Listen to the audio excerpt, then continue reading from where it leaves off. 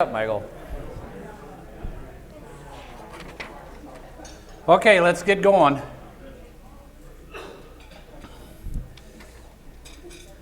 And actually, the next page is how many people are doing this breakdown of the depreciation schedule? Whoops, I ran the right thing.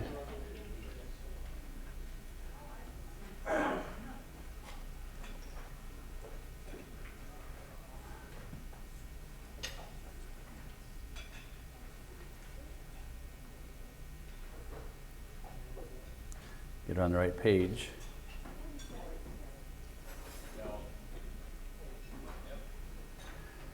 Okay, the federal depreciation schedule. How many people are using this printout?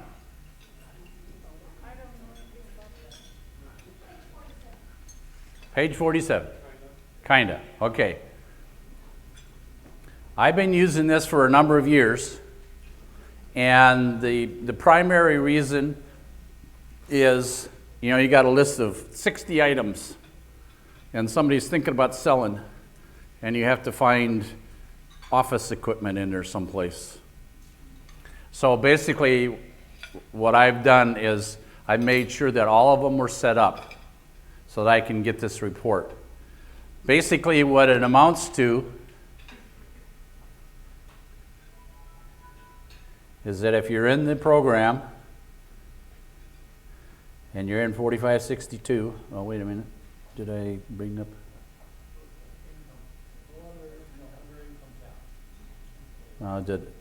Yeah, but no, I just want to,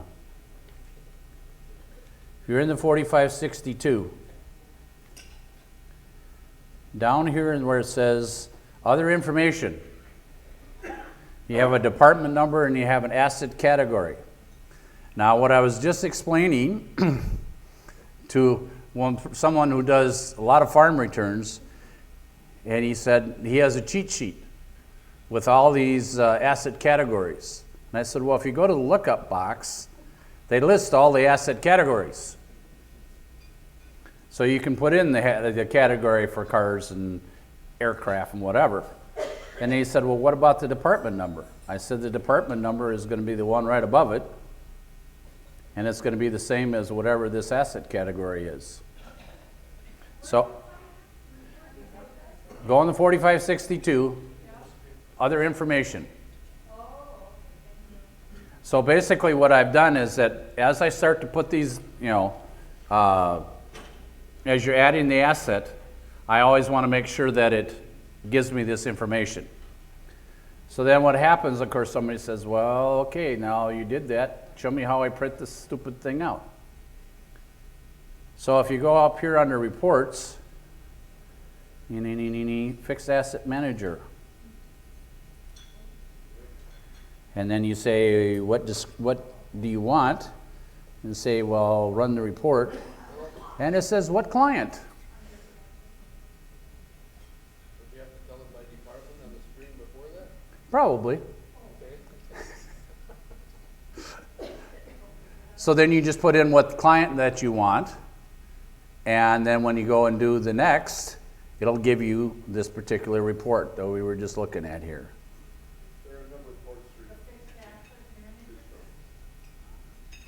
There's a number of reports to, and I'm doing this one on depreciation, the federal depreciation.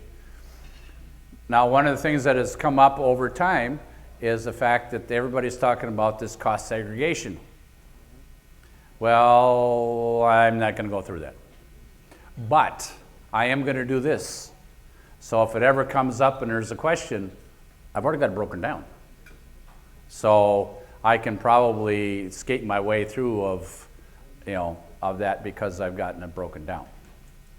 The shortcoming is department number is only a numeric field. So if you have Wisconsin clients and have to file tangible personal property returns, you can't use the Wisconsin letter codes to match up to the Wisconsin return. I'm doing Minnesota. Yeah, well, There's a lot of other. I complained every year that it's an open field. Why not let it be alphanumeric? Yeah, well. If anybody else wants to join me, feedback. Yeah. So anyway, I just wanted to make sure that you were aware of that. And then flipping the page, I also want to make sure that you are filing these under options, that you're filing the de minimis and the safe harbor for your business clients. Now, of course, business means Schedule C, Schedule F, also Schedule E, whatever. Now, I just, whited these out, but you got to make sure that you start putting these as an additional and do the election. If you go under the screen that says elections, and then you just collect those particular boxes. Now, since everybody was so good and printed out the What's New in Drake 2015, I want you to go to the last page and pull that out. And I think it's 1001 or something like that. 101.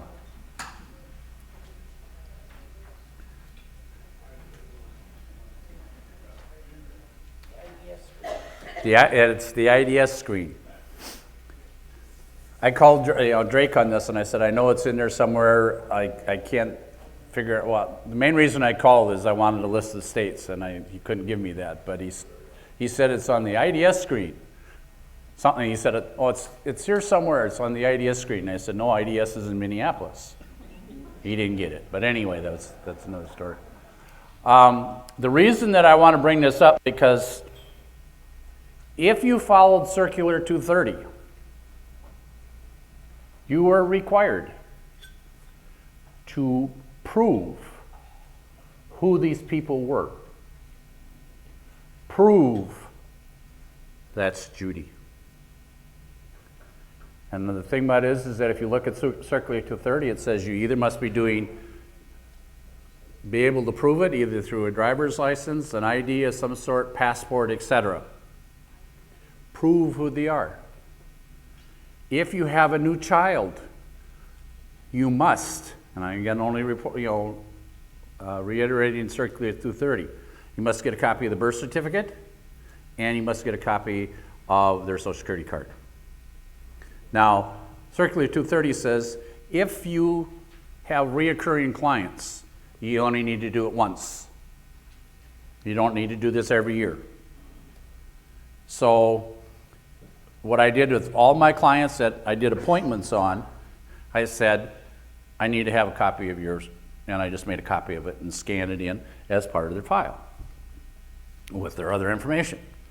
Because I didn't want the IRS come in and say, prove Judy. Now the thing about it is that that's what Circular 230 said. Now, IRS went to all the states and all the software companies and said they want an additional 36 points of interest that they want completed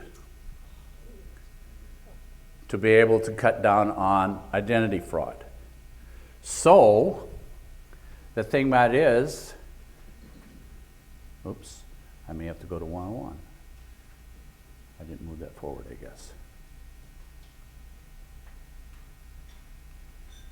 On the Drake program, on the IDS screen, there is a spot to put in additional documentation. You can put in the driver's license and the driver's license number. So if you only get one client in, you're going to have to get the other one photocopied and emailed to you. Now the thing that is that according to the IRS, and this is where we always have the discussion on golf, is in 2015 you should do it. 2016 you must do it. That's the rule. However, if you do a return for California, Louisiana, Massachusetts, Missouri, Ohio, New Jersey, New York, and New Mexico, you must fill this in.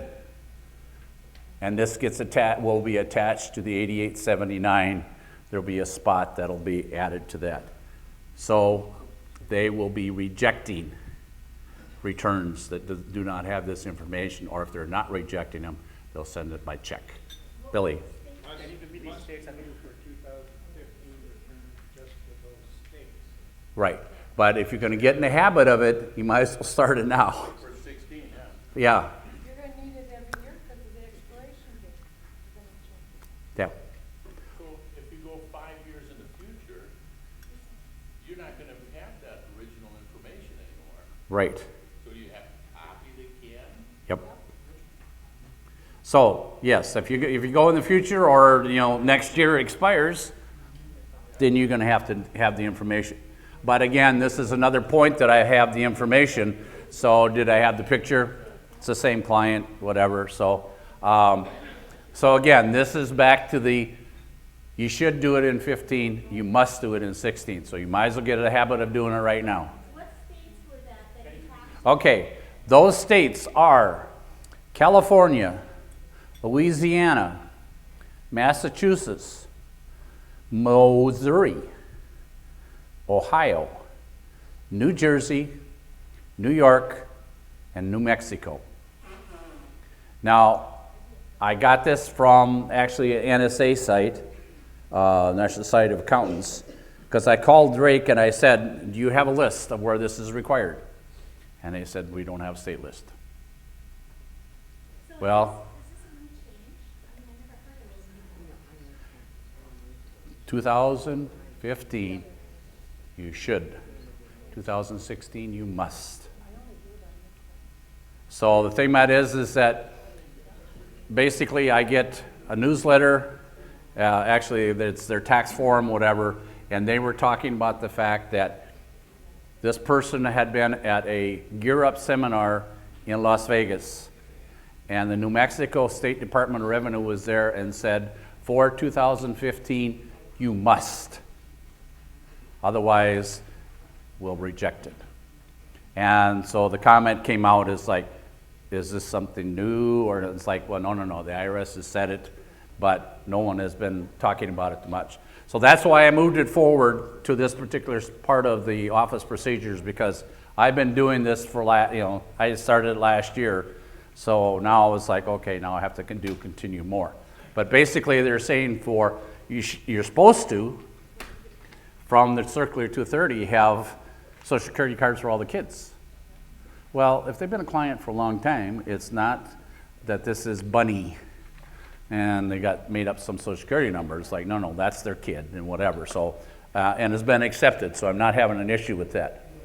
But the biggest thing that we're saying that the comment that I made to my clients was, as I'm making the copy, because I'm also an election judge, and one of the things that we're not allowed to do is ask for driver's license.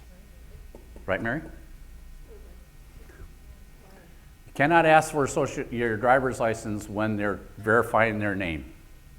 But a Sam's Club card will do. 'Cause Sam's Club takes- So the thing about it is that when I'm election judge, they always stick me at the new client registration. And so as soon as somebody comes up, I said, prove who you are. Let me see your driver's license. And I have not had anyone say, you can't ask that. I was like, no, I'm asking that. Prove who you are. But our legislators say, you can't ask for a driver's license because you're going to disenfranchise people who don't have them. It's like anybody can get it. And so now, in order to do your tax return, you must have a state ID. But they're disenfranchised. Too bad. Which, by the way, Minnesota's IDs aren't compliant. Huh? Which, by the way, Minnesota's IDs are not federally compliant. Yeah, well, that's some of these other states are not federally compliant either. But anyway, moving on. Okay, the states one more time. Probably someplace. Because like in New York, you drop down, you have the extra stuff you got to put in, whatever. But, I'm just going to do it on everybody. Because I don't want to have to be, thinking about, wait a minute, this got rejected because I forgot to do this. California, Louisiana, Massachusetts, Missouri, Ohio, New Jersey, New York, and New Mexico. Those are the ones we know of as of today.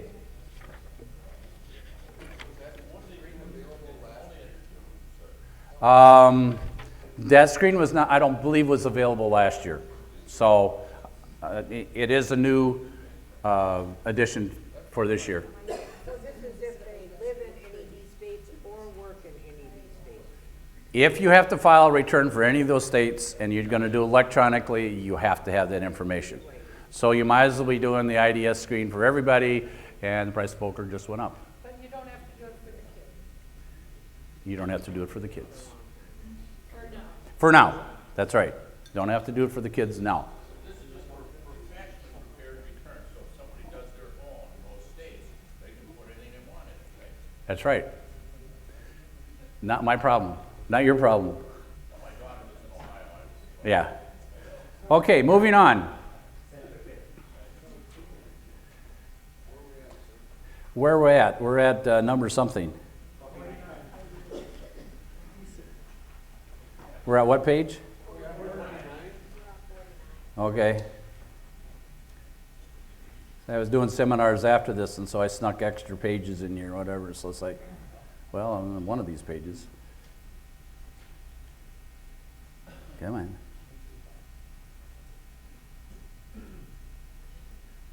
And the computer says I have to get a new computer. Management will squawk, but that's life. Okay, there's insurance waiver. Moving on. Okay. How many people, and I know Merle, you're doing this, get the CD or the flash drive from Bob Jennings? Okay. He's got, I don't know how many letters, whatever. This particular one in here, which I have, he allows us to borrow these, is called the Statement of Understanding. So if someone files before February 15th, I think it says 15th, yep, and they maintain that they have everything, you have them sign this.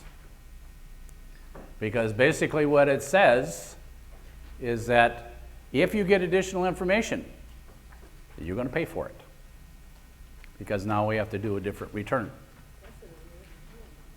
And so the thing about it is that we're trying to make sure that they have everything.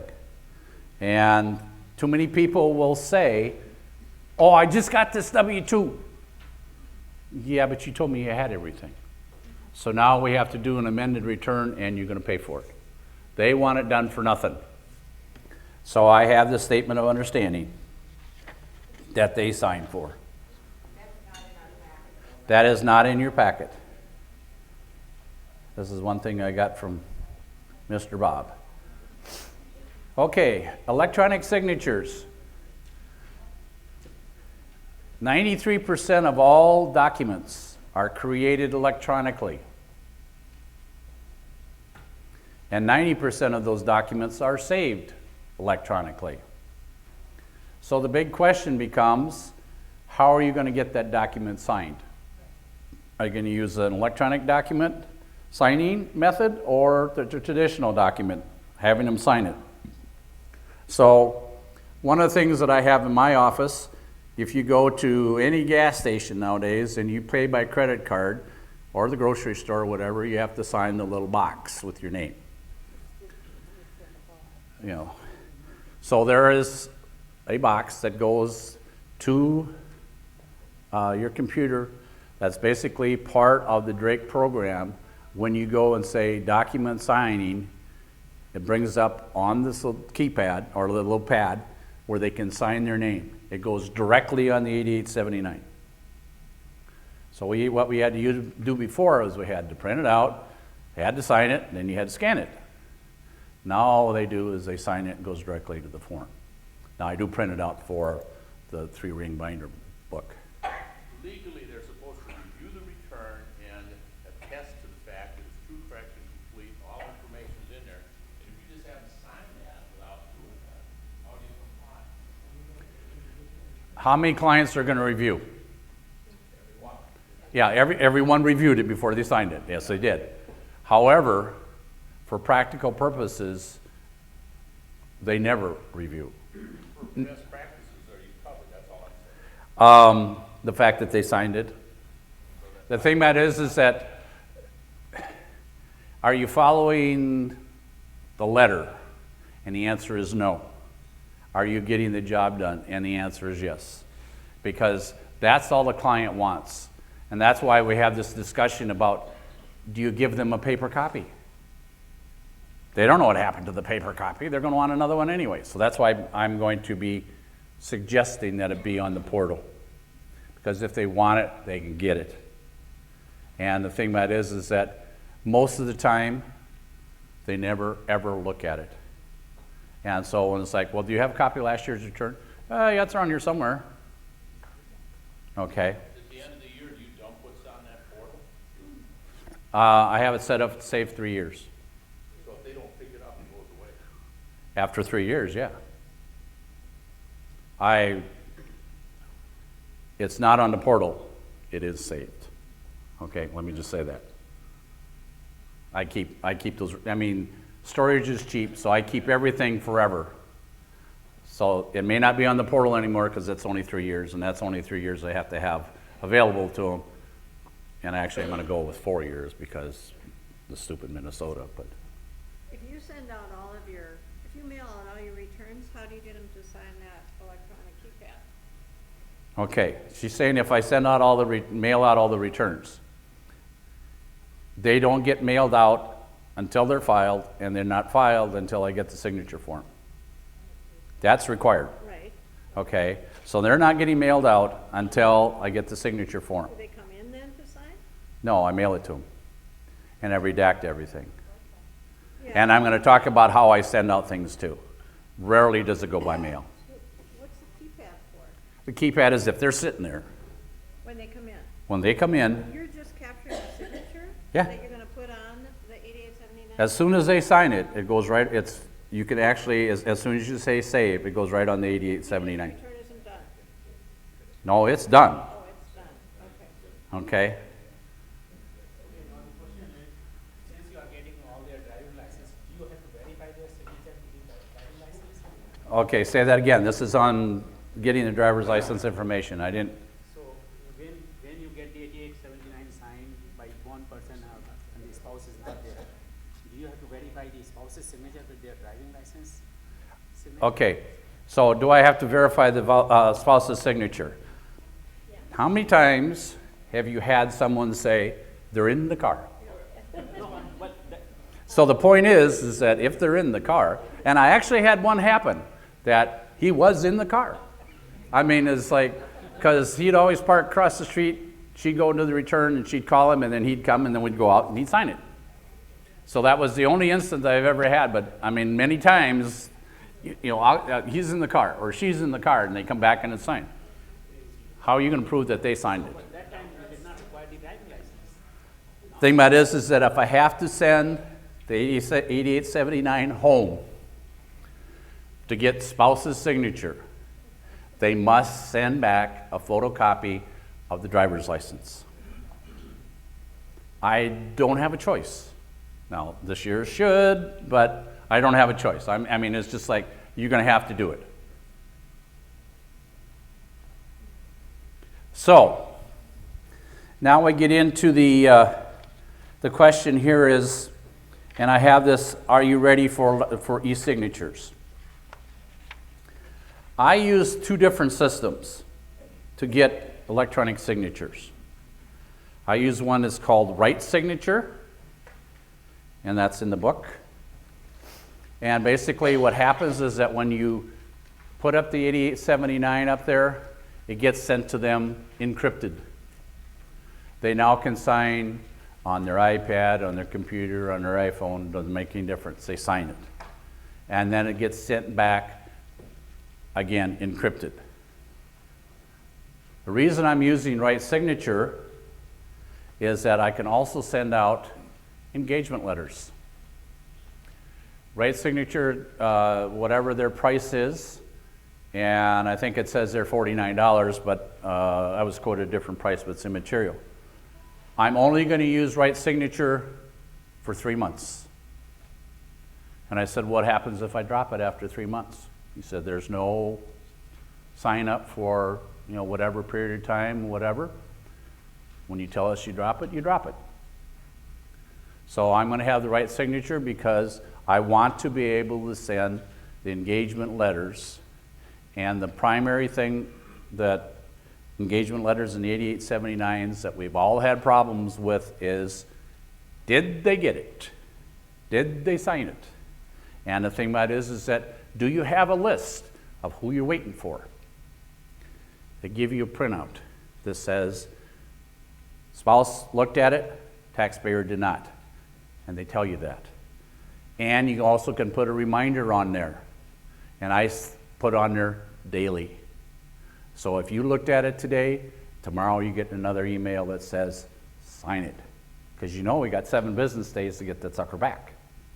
So first of all, we need to know, did they sign it? Or did they look at it? Did they sign it? And who am I waiting? And again, with the Right Signature, I can do the engagement letters because they have, for that, whatever their monthly fee is, it's unlimited transmissions. So I want to be able to send that because I want the list. I've done this engagement letter electronically for a number of years, and my acceptance rate, 40%, I want to push that up because, again, it's CYA. Then the other system I use is called SafeSign. That's through C Paperless. Now, if you've ever used a Tick, Tie, and Calculate program, that's from the C Paperless people. Now, the reason that I use this other system is they only charge by the return. How many times, if you send it out, they charge you $275. No problem. I can use that after the season. I'm going to use Right Signature during the season because I have unlimited. Because now I'm doing my extensions or whatever. I want the 8879 signed. I'll use, and again, there's no, you have to do X number or whatever. As soon as I send it, they charge me $275. So I'm going to use the 2 systems. Again, Right Signature primarily because I can stop it at the end of the tax season. I don't want to be paying the monthly fee for the off season when it's just sitting there. So basically what happens on that is that when you get the form, they can either type in their name, they can use their finger. Most of the time people type it in, and then it changes it to some sort of script. And that's legal as far as IRS is concerned. That was truly signed. I don't care as long as I get it back. Anybody ever have to send in a signed 8879 recently? Yep, identity theft. You did what? During identity theft, Okay. Now, one of the things, come on, is that if you flip the page, I have a copy of my, let me just go up here. I was in Carol Smith. You went what? Carol Smith from IRS. Yeah? She said that the signature cannot be electronically, it cannot be digital signature on the 8879. Well, since IRS says that they accept it, I have a problem with what Carol's saying. Well, be careful, because what you can't cut and paste the signature.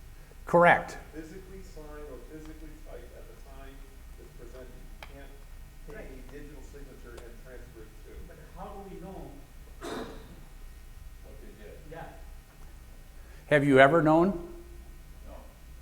So why is it a problem now? I mean, we're not going to change And the thing that is that, again, this is what, are you following the letter of the law or the spirit? The spirit says, you need a signature. So if you look at 2 years and there are two different signatures, like last year they signed differently, this year differently, what do you do in that case? Why are you looking? Why are you comparing 2 years? I mean, the thing that is that what you get into is, I've never made a bank deposit. Got my name on all those signatures.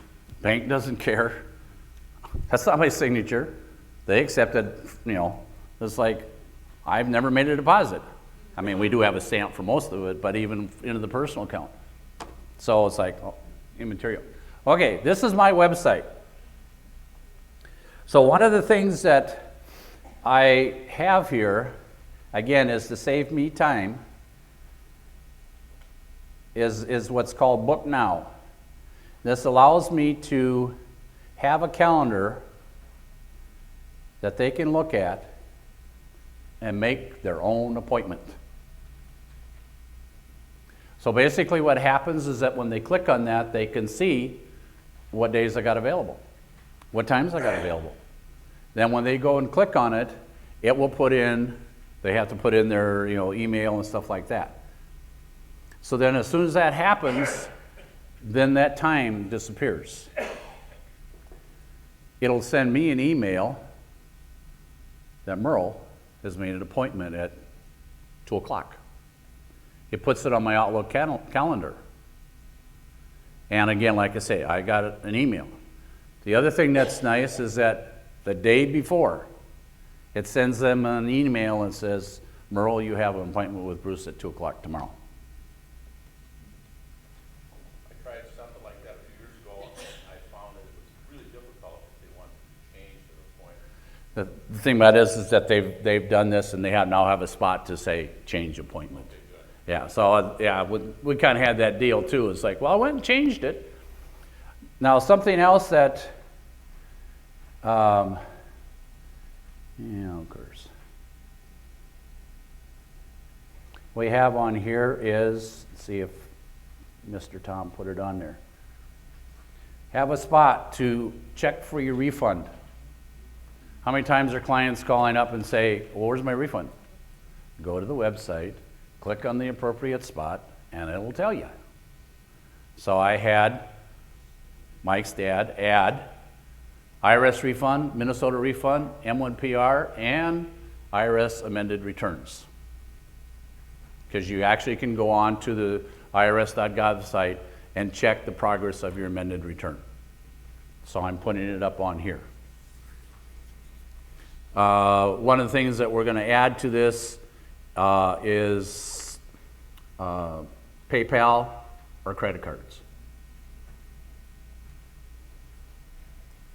I haven't told him that yet, Mike. So, yeah.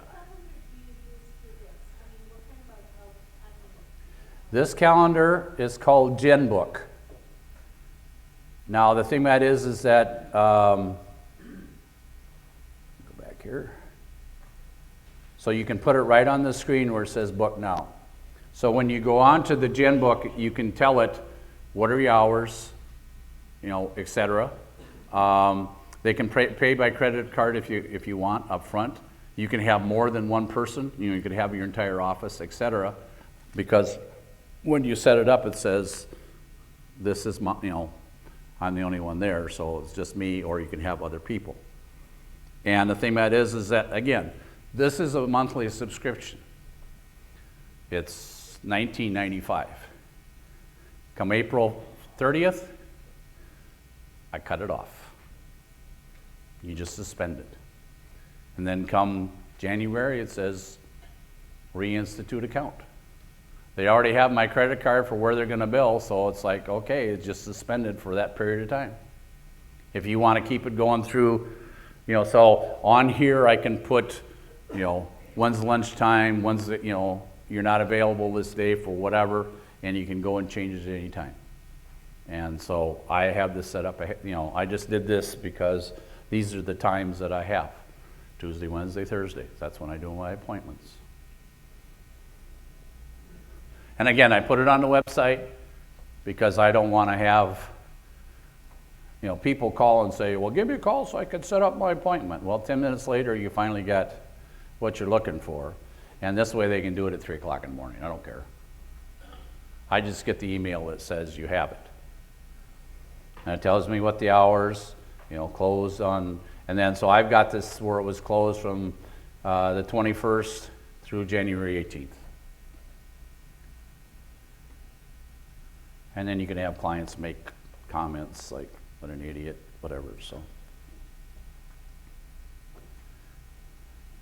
So that's what's happening with the signatures. Again, I'm using two different. You need to do the research, like we've said before, on what you want to use. This has worked for me. And again, I mentioned, was talking about at lunch, this is where my login is for my portal. And then this is where I have my document library. And this is where we had the stuff for this seminar. We have all of Billy's forums up there, the Sock Rapids forums. So if somebody wants to look at the occupation codes or any of the things that Sock Rapids provides, they're all up here. Thank you, Billy. Well, I have my subscription, but anyway. So one of the things that we talk about here is what's the function of a web page? And basically there's three functions: who you are, where you are, and what you do. Now with my calendar, it allows you to get a map of where I'm located. And some of the things that I have on there, of course, I already showed you where's my refund. I'm showing you where to get under the document libraries, the W-4s, I-9s, all that stuff that drives this crazy. And then, of course, you get in there through the portals. That's the...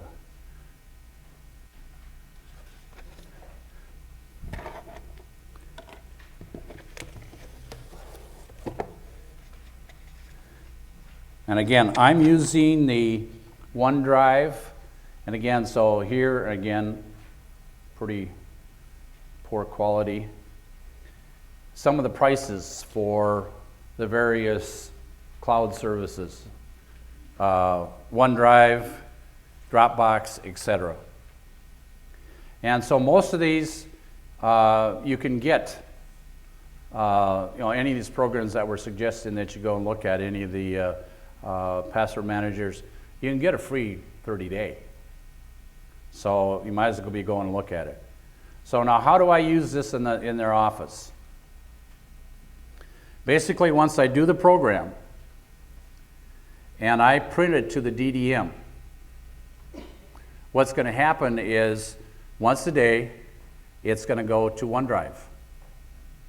It might be more often than that, but it's going to go to OneDrive.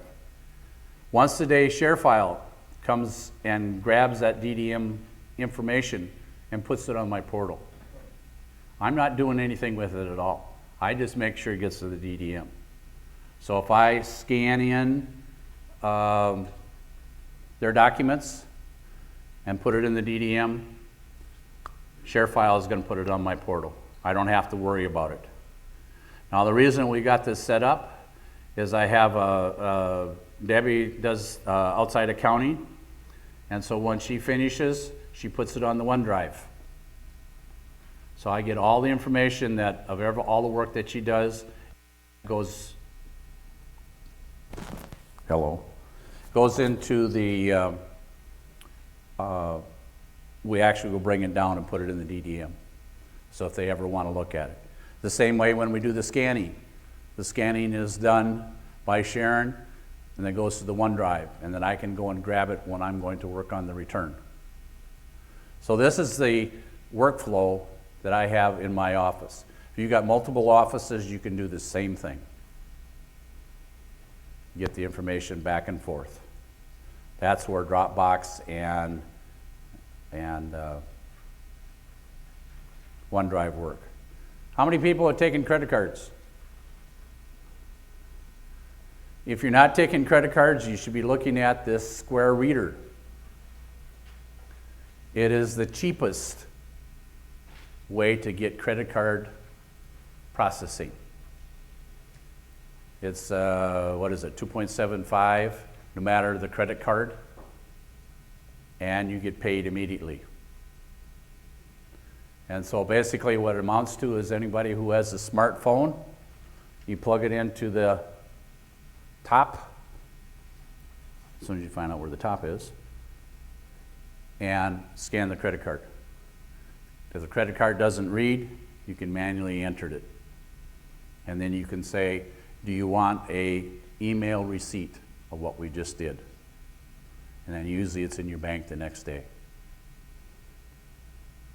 So if you're not wanting to take credit cards because of the bank wanting to charge you, some absorbent fee, whatever, look at the Square Reader. Because if you go online and request it, they send it to you at no charge. PayPal is competing on that now too. They'll do the same thing at 2.7%. Okay? PayPal is doing the same thing, 2.75. So the point is that, and then they sign right on the iPad or on the smart card with their finger. And I tell them, use your finger, don't use your fingernail. For some reason, it doesn't recognize your fingernail, but it does recognize your finger. So the times that I want to use the credit cards, we use the Square Reader. So look at that, and they only get charged when you use it. So if you're not using it, you don't get charged.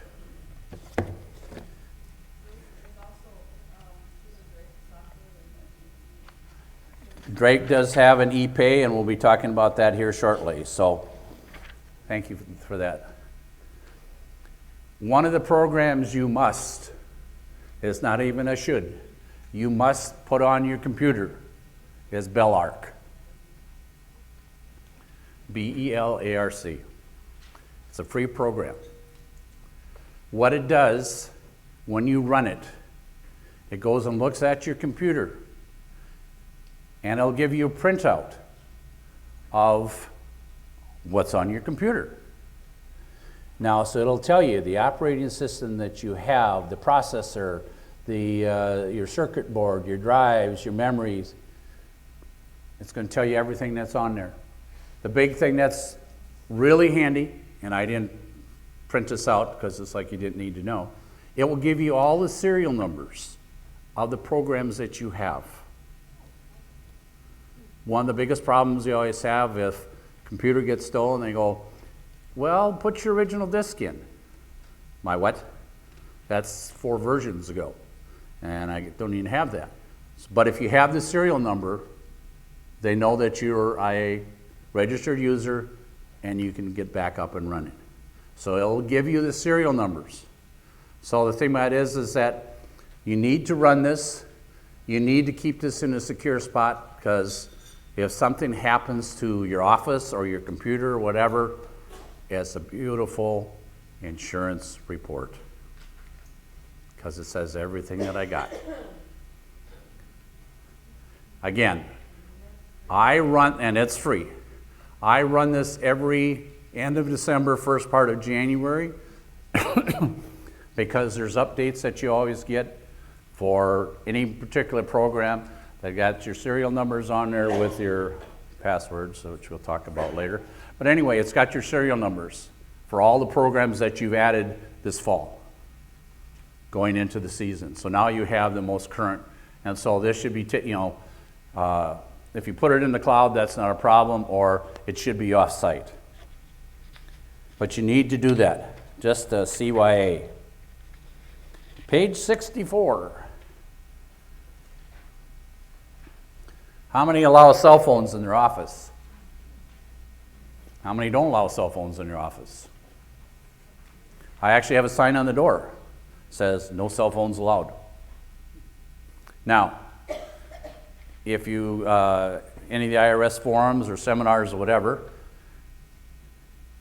their comment is, all phones have cameras. So if you go to the bathroom and you do the appropriate thing on your computer, and they walk out and you have other people there, it's real easy for them to take pictures. So if one of your staff is not there, they can take a picture. So, in the office, no cell phones are allowed. And so, again, I had a sign made that says no cell phones allowed. Because generally what happens is they get a call from the kid. And so they're taking up your time. That just pisses me off. If you want to talk to your kid, go out in the hall. Or you ask for your mortgage. And they say, I'll call, I'll get it, whatever. Well, not only are they taking your time, they may give you the information, but my comment to them is, I need the piece of paper. I'm not taking your word for it. I need that piece of paper because I'm going to save it. So if there's any question in the past, you didn't transpose numbers in, talking or whatever. I need that piece of paper. So there's no reason for you to call from here. Give me the piece of paper. We'll complete your return. And I just think it's, not very courteous for them to be on the phone when you're trying to work. So, policy is no cell phones.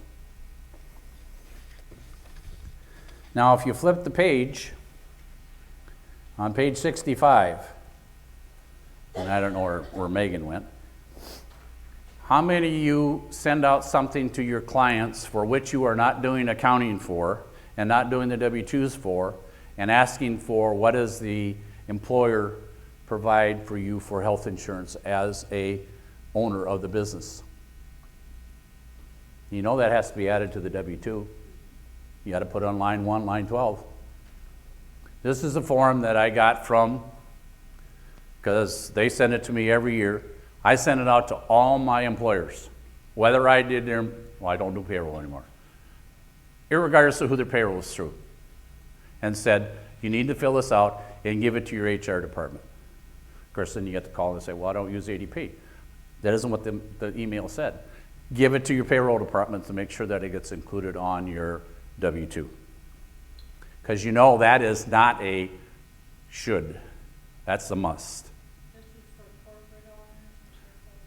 This is for corporate, especially your 2% owners. So again, I send it to everybody. I would rather have someone call and say, we don't do that. It's covered through my wife or my spouse or whatever. It's like, I don't care. It jogged your memory that you had to do it. Okay, the next page we've already talked about. This is the email I sent to Phil. And if you want any changes made to the program, you send it to at feedback. Yeah. At drakesoftware.com. Any change that you want to have made. Well, I wasn't aware of that. I know I could send it to support, whatever, so I've met Mr. Phil, so I said I'd send it directly to Mr. Phil. So it probably got passed on. But this is basically the letter that I was talking about that I asked for the redaction of Social Security numbers, additional forms for letters, etc. Now, one of the things that Sock Rabbits Forms has added to their, and you can talk to Billy about this, is smartphone apps for tax record keeping. So if you look at that, there's a number of different apps that you can use to keep track of mileage, meals and entertainment. The big one that Bob Jennings was using, Merle, was this AutoKeep. And basically you're using your cell phone to take a picture of the odometer when you start, and the odometer, then once you do that, then you can speak into it and say, in his case, he was saying you're going to the airport for seminars. Comes back, he clicks it again, it's keeping track of it, keeps a record, etc. So that's one of many. Research it. So I think that he mentioned that this AutoKeep was fairly expensive, but then what he does is he gives it to all of his clients, and he ends up charging them something for it, but it's covering him. Where are we doing on time here? Let's take a quick break.